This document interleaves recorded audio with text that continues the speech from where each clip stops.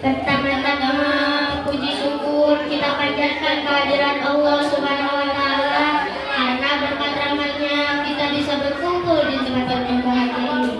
Serta tak lupa salawat serta salam semoga tercurah kepada baginda Nabi besar Muhammad sallallahu alaihi wasallam. Hai kaum muslimin, pada hari ini saudara kita di Palestina masih terjajah. Tapi sayangnya kita selaku umat muslim masih saja tertidur lelap dalam dekap gemerlap duniawi yang hanya sekejap. Padahal agama kita adalah agama anti penjajah. Dan mengapa hal itu bisa terjadi? Karena kebenaran tentang hadis Rasulullah. Bada al-Islamu ghariba wa sayaudu kama bada'a ghariba fatuba lil ghuraba. Islam muncul dalam keadaan asing dan akan kembali dalam keadaan asing. Maka beruntunglah orang-orang yang asing. Lagi-lagi telah terbukti yang di Islam datang dalam keadaan asing dan akan kembali pula dalam keadaan asing. Dan asingnya Islam hari ini terlihat jelas dari bagaimana umat muslim merespon apa yang terjadi di negeri Syam, yaitu Palestina. Sungguh berbanding terbalik dengan apa yang Rasulullah lakukan dulu kepada 3 suku Yahudi di Madinah. Padahal yang mereka lakukan dulu benar-benar tidak seberapa jika dibandingkan dengan yang jenis Israel lakukan hari ini di Palestina benar-benar di luar nalar manusia, bahkan tidak layak disandingkan dengan hewan sekalipun. Dan untuk menghentikan keasingan Islam di mata penganutnya, maka sudah seyogyanya kita selaku umat muslim lebih memperdalam pengetahuan kita betapa pentingnya tanah Palestina bagi kita umat muslim di seluruh dunia, sehingga kelak dapat menumbuhkan kesadaran bahwa konflik yang sedang terjadi di Palestina bukan hanya sekedar tanggung jawab orang-orang Palestina, melainkan juga tanggung jawab kita selaku umat muslim.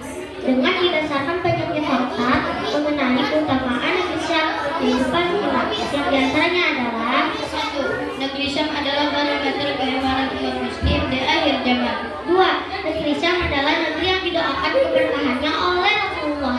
3. Tiang keimanan umat muslim di akhir zaman ada di negeri Syam. 4. Penduduk Syam akan selalu berada di atas kebenaran sampai datang hari kiamat. 5. Sebaik-baiknya penduduk di akhir zaman ada di negeri Syam. 6. Syam adalah tempat berlindung orang-orang beriman di akhir zaman. 7. Negeri Syam adalah negeri satu-satunya di muka bumi yang malaikat terus menaunginya sembari membentangkan sayapnya hingga hari kiamat. 8. Syam adalah padang mahsyar dan mahsyar adalah tempat dikumpulkan manusia untuk dihisab dan dibangkitkan dari kuburnya. Nah, dari 8 keutamaan tersebut saja sudah cukup menggambarkan bahwa perkara Palestina bukan hanya soal dunia, melainkan soal akhirat kita, di mana kelak setiap muslim pasti akan ditanya tentang apa yang sudah ia lakukan dalam upaya menolong saudaranya di Palestina.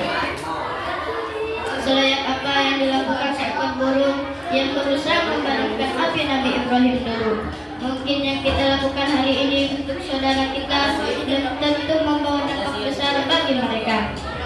Namun setidaknya apa yang kita lakukan hari ini untuk saudara kita sudah cukup membuat Allah tahu di mana kita berpihak.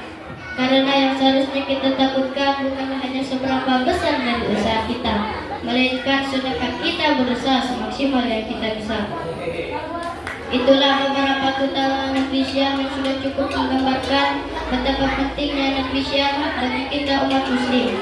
Tapi sayangnya kita tetap saja melalaikan dan membiarkan mereka terus berjuang seorang diri. Bukankah Ali bin Abi Thalib pernah berkata, kejaliman akan terus ada bukan karena banyaknya orang jahat, melainkan karena diamnya orang baik. Maka maksimalkanlah usaha kita baik dengan doa, dengan harta, dan belajar agar semakin banyak pengetahuan yang dapat kita sebarkan tentang negeri Syam yang biasa kita sebut Palestina.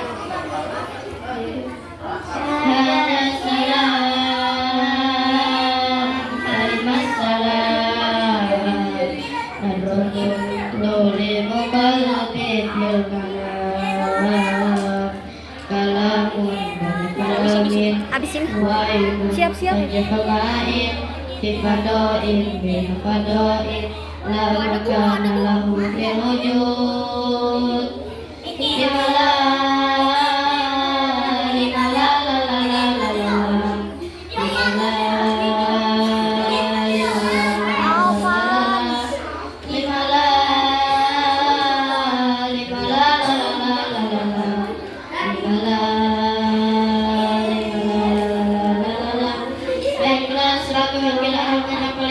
pada hari ini saya akan melakukan sholat tasyahud agar Allah membalas kejaliman orang-orang yang jauh.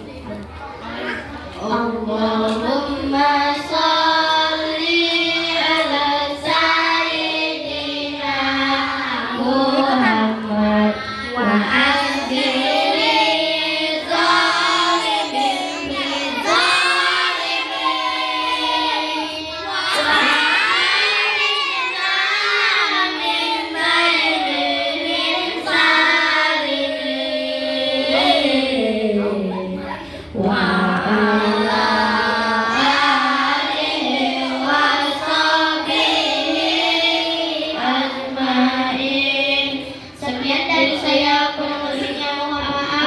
apabila ada kesalahannya itu datang dari Allah Subhanahu wa taala dan apabila ada kesalahannya itu datang dari kebodohan saya sendiri.